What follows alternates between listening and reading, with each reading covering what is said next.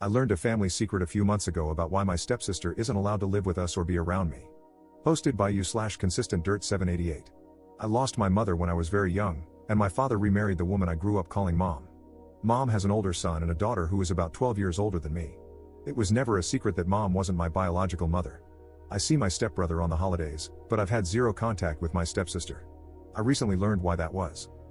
My mom and stepsister moved in after she and my dad got married.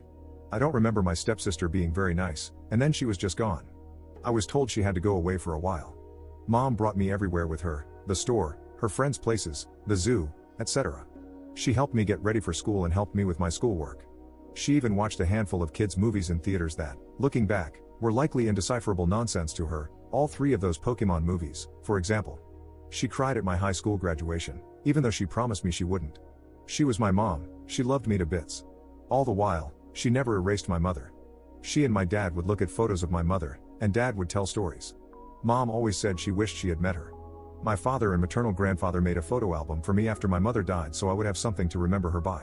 I have that photo album in my apartment and have been looking at it a lot lately. Here's the kicker, it's not the original photo album. I never saw the original photo album. What made my mom disown my stepsister is that she burned the original after my mom scolded her for being rude to my father and me. Mom discovered what had happened because my stepsister and her friends had done it together, and one of her friends felt so guilty that she confessed to her own mom, who then called my mom. Mom kicked my stepsister out of the house and had movers take her things to her dad's house. Dad came home to my mom, who explained in tears what had happened. She and my dad then went around to family, friends, both close and distant, and even my mother's alma mater to look for photos of my mom to try to make a new album. Dad told me everyone in their lives rose to the occasion. They were able to build a new album, even if some of the original photos and Polaroids were gone forever, they had new photos from Mom's college friends. I asked Dad if my stepsister ever apologized or tried to reach out, and he confirmed that she tried, but Mom fundamentally wants nothing to do with her. I've thought a lot about forgiveness and family these last few months. I never knew about the original album, so I didn't have much of a reason to hate my stepsister. I do think the album was likely the last straw for Mom and wasn't the primary problem, even though destroying the album was cruel and kind of evil. I don't plan on talking to my mom about it. I think it would be better to respect her desire to continue not having a relationship of any kind with my stepsister. My only plan is to make sure to give both of my folks big hugs. Commenter. How old was stepsis when this occurred? Ops response. Stepsis was 18, maybe 19. Update 3 days later. I made a post a few days ago about learning that the photo album made of photos of my deceased mother was actually a replacement album. I was just getting something off my chest and was surprised by the responses I got. I texted my mom to let her know I was aware of what happened and asked if I could call her to talk about it. We talked and clarified some things my dad had likely forgotten.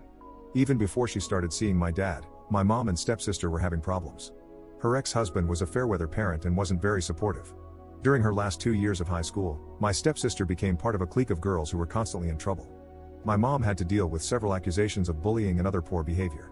She tried to get my stepsister into counseling or therapy, but my stepsister refused outright.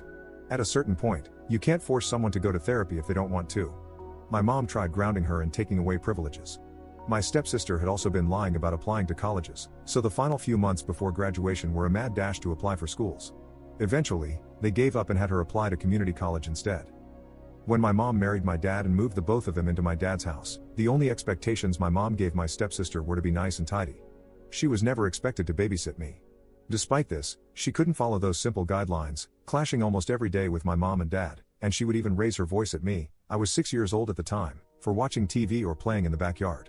My stepsister only lived in that house for a little over a month before my mom sent her away. The breaking point happened even before the photo album incident. My mom told her ex-husband that he had to take their daughter for a while. My stepsister was furious because her father lived an hour away, and she wouldn't be able to see her friends, but my mom stood firm. She decided my stepsister couldn't stay with them due to the way she had been treating everyone. My stepsister must have found the album and called her friends to meet up with her, where they burned it in a bonfire. When my mom asked why she had done it, my stepsister said she thought it would be funny to take something from my dad and me that we would miss. My mom ended up kicking her out right then and there, calling movers that same day. She was furious, upset, and panicking because she thought her marriage might have just ended. However, my dad never blamed my mom for what had happened. My mom told me she didn't feel any desire to reconnect with my stepsister when she reached out a few years ago. She can't let go of my stepsister's deliberate cruelty, not just to her and my dad, but also to me. My stepsister was an adult when she did what she did.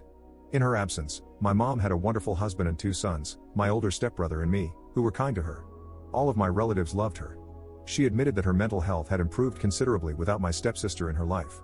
She had wanted to prioritize the people in her life who weren't toxic. She assured me, however, that she hadn't left my stepsister with nothing.